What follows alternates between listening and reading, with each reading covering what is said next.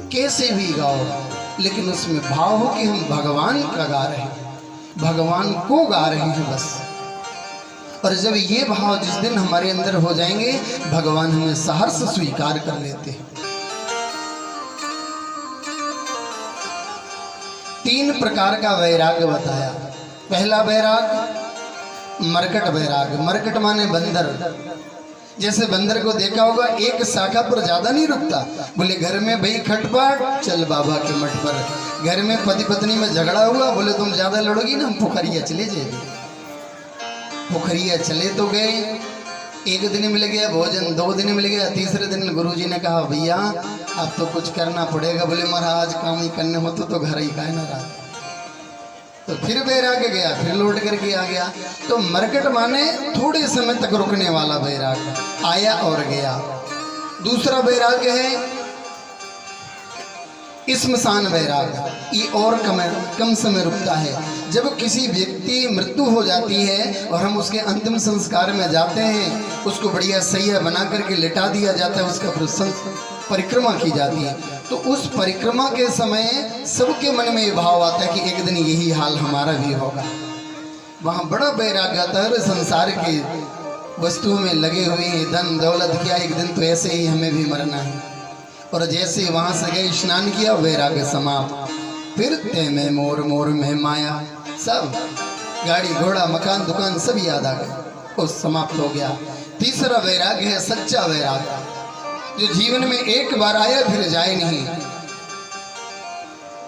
सच्चा त्याग कबीर का मन से दिया निकाल, जिसका मन मैला भया डूब गया मझधार। सच्चा त्याग जिसके जीवन में एक बार आ गया फिर वो जाने वाला नहीं। इधर आगे चल करके एक बार की बात, महाराज यदु घूमने के लिए निकले, जंगल में एक संत जी से भेंट हुई, उनका नाम दत्तात्रेय था। दत्तात्रेय जी से भेंट हुई तो दत्तात्रेय जी ने अपने जीवन का अनुभव महाराज यदु को बताया। दत्तात्रेय जी कहने लगे, राजन मैंने अपने जीवन में 24 गुरु बनाए और उन 24 गुरुओं को बना करके 24 प्रकार की शिक्षा ली। ऐसे आजकल के लोग करते हैं। देखा कि अब ये गुरु जी ठीक ठाक नहीं, बड़े पेट वाले नहीं, लंबी चौड़ी गाड़ी वाले नहीं, बदलो। दत्तात्रेय जी को प्रमाण बना लेते कि दत्तात्रेय जी ने 24 गुरु बनाए। एक बार उनके विषय में अध्ययन करें। दत्तात्रेय जी ने जो गुरु बनाए वो कान में मंत्र नहीं लिया, शिक्षा के गुरु बनाए हैं। अगर उन्होंने 24 बनाए, आप 48 बना लीजिए। उन्होंने शिक्षा ग्रहण की, पृथ्वी को गुरु बनाया और पृथ्वी को गुरु बना करके सीखा शांत रहना। हम पृथ्वी के ऊपर जन्म लेकर के नाना प्रकार के उत्पात करते हैं, लेकिन ये धरती माँ अपना बालक समझ करके हमें क्षमा कर देती है। जल को गुरु बनाया, जल को गुरु बना करके क्या शिक्षा दी? वाणी ऐसी बोलिए मन का आपा खोल, और इनको शीतल करे आपों शीतल हो। ये जल को गुरु बनाया। गर्मी के दिनों में कितना भी तपा हुआ व्यक्ति आए, जब घड़े का 1 लोटा जल मिलता है तो घड़ा तो खुद शीतल है और जो उसका पान करता है वो भी शीतल हो जाता है। तो वाणी हम ऐसी बोले जो हमें बोलने में प्रिय लगे, मीठी लगे, ऐसी दूसरों को बोले। ऐसा नहीं कि हमें तो बोलने में प्रिय लेकिन दूसरे को बुरी लगे, वो वाणी कभी मत बोलिए। अजगर को गुरु बनाया। ये संतों के लिए बताया कि संत को अजगर की भांति, अजगरी करे न चाकरी, पंछी करे न काम, दास मलूका कह गए सबके दाता राम। संत को एकांत निर्जन वन में बैठ करके भगवान का भजन करना चाहिए। भगवत आश्रित होकर के मैं भजन करूंगा, भगवान मुझे यही देंगे। और जो संत भीड़ में गया फिर वो बच नहीं सकता संसार से।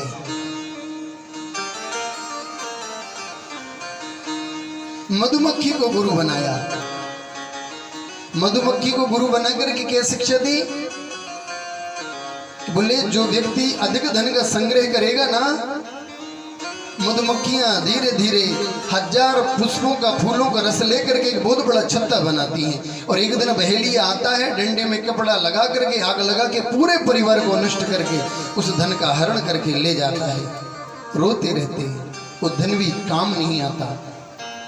साईं इतना दीजिए जामे कुटुंब समा, मैं भी भूखा ना रहूं, साधु न भूखा जा। इतने धन की कामना हो, अगर ज्यादा धन कमाओगे तो उतनी ही बेचैनी भी बढ़ेगी।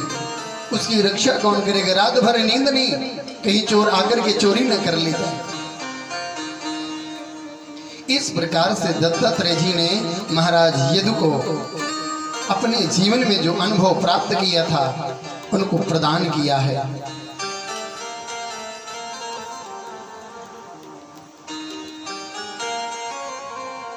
जिस दिन से यदुवंश को श्राप लगा, आपस में लड़ने झगड़ने लगे, यदुवंशियों की बुद्धि बिगड़ गई।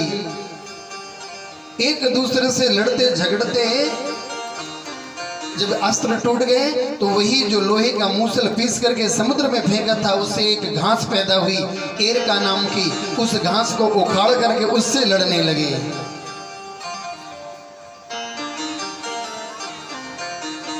और जब उससे लड़े तो बताते हैं कि 99 लाख से भी ज्यादा यदुवंशियों की संख्या थी, लेकिन आपस में लड़ झगड़ करके मर गए। 2-5 बचे, सब समाप्त हो गए। अर्जुन के मन में था कि मैं गांडीवधारी हूं, मेरा कोई बिगाड़ नहीं सकता। भगवान ने सोचा कि जाने से पहले अर्जुन के अभिमान को भी दूर कर दिया जाए। अर्जुन ने कहा, भगवान ने कहा, अर्जुन तुम द्वारिका चले जाओ, जो हमारे 2-4 परिवारी जन बचे हैं उनको लेकर के आना।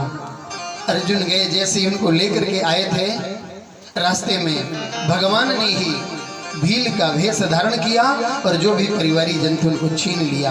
अर्जुन का वो गांडीव का अभिमान भी रखा रह गया। भील ने लूटी गोपिका, वही अर्जुन वही बाण। आज अर्जुन का वो धनुष बाण भी काम नहीं आया।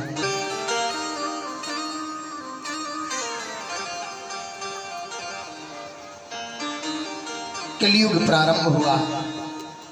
व्यास जी कहते हैं कि इस कलयुग में स्त्रियों का एक ही श्रृंगार होगा, बाल।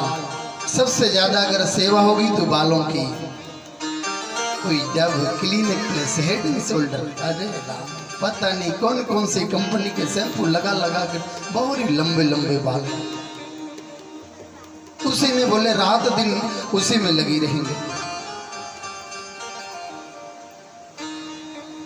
सुखदेव जी कहते हैं इस कलयुग से अगर पार होना है तो एक ही नौका है, जिसने उस नौका का आश्रय ले लिया वो पार हो जाएगा। बोले कौन? बोले भगवान नाम रूपी नौका है। कलयुग केवल नाम आधार, सुमर सुमर नर उतरे पार। और कोई दूसरा साधन नहीं है, बस एक ही साधन है। आज वो 7वां दिन चल रहा था। सुखदेव जी महाराज विगत 7 दिवसों से राजा परीक्षित को भगवान की कथा सुना रहे। आज महाराज परीक्षित सुखदेव जी को विदा कर रहे हैं। आइए आप हम सब लोग भी सुखदेव जी महाराज का पूजन करके उनको विदा करें, उनसे प्रार्थना करें कि हे सुखदेव जी, आप ऐसे ही हम भक्तों पर कृपा करते रहें।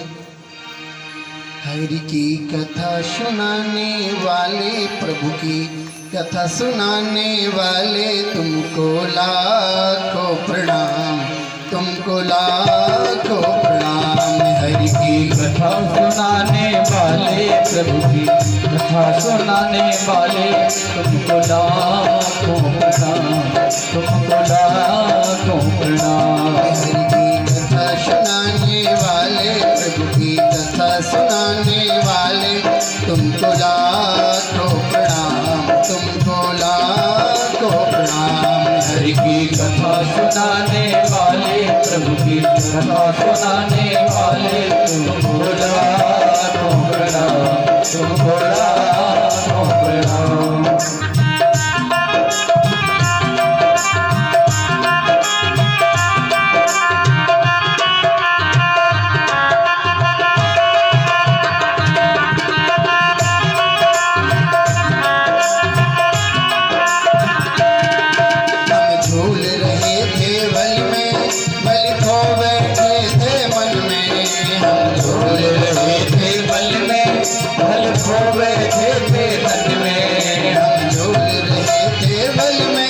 बल खो बैठे थे तन में, हम भूल रहे थे बल में, बल खो बैठे थे तन में।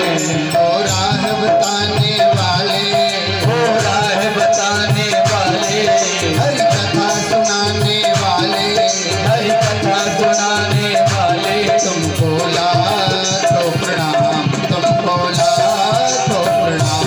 हरि की कथा सुनाने वाले, प्रभु की कथा सुनाने वाले, तुमको लाखों प्रणाम, तुमको लाखों प्रणाम।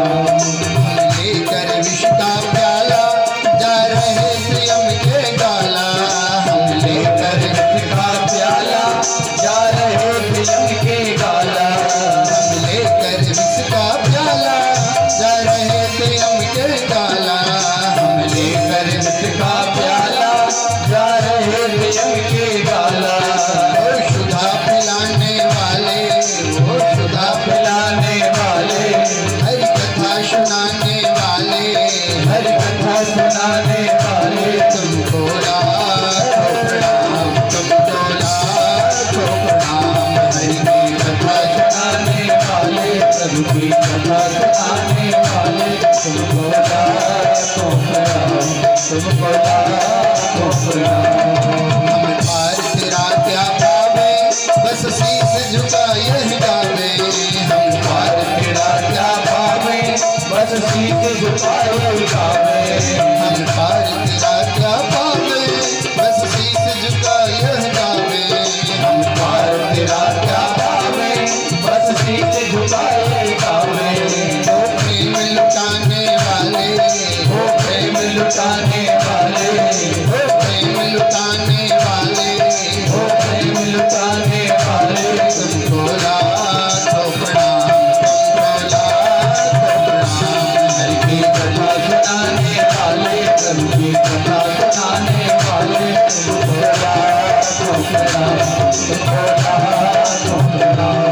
हरि की कथा सुनाने वाले, प्रभु की कथा सुनाने वाले, तुमको लाखों प्रणाम, तुमको लाखों प्रणाम। हरि की कथा सुनाने वाले, प्रभु की कथा सुनाने वाले, तुमको लाखों प्रणाम, तुमको लाखों प्रणाम, तुमको लाखों प्रणाम, तुमको लाखों प्रणाम, तुमको लाखों प्रणाम, तुमको लाखों। सुखदेव भगवान की। आज सुखदेव जी महाराज राजा परीक्षित को सप्ताह कथा सुना करके विदा हुए। 7वां दिवस चल रहा है। परीक्षित से पूछा, परीक्षित तुम 7 दिवसों से कथा को सुनते चले आ रहे हो, ये बताओ तुम मरोगे या नहीं। जैसे ये प्रश्न हुआ, परीक्षित कहने लगे कि ना ही मैंने जन्म लिया और ना ही मेरी मृत्यु होगी। बोले फिर?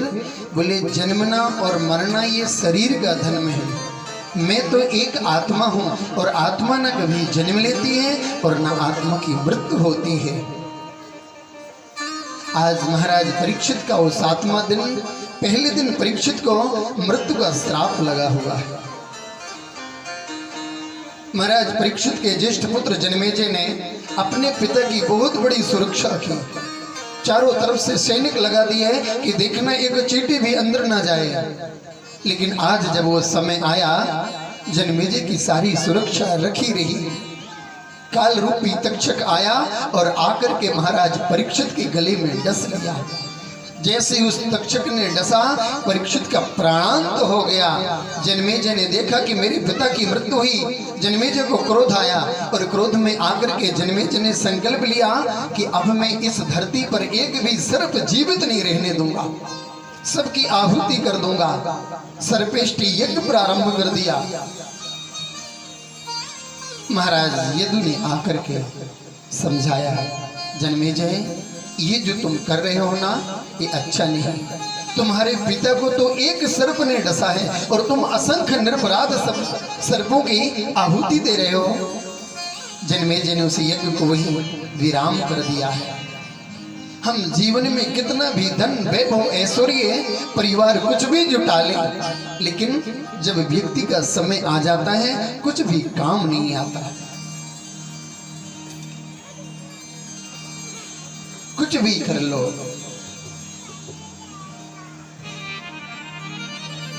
सारे जितने भी अभिमान हैं, जितने भी आश्रय हैं, दूसरों का विश्वास है, उस दिन सब टूट जाता है कि अब मेरा कोई नहीं है। और उस समय सिर्फ भगवान ही काम आते हैं। अगर उनकी याद आ गई फिर भी जीव को उस समय भी याद नहीं आती। उसी को याद आती है जिसके जीवन में पुण्य हो।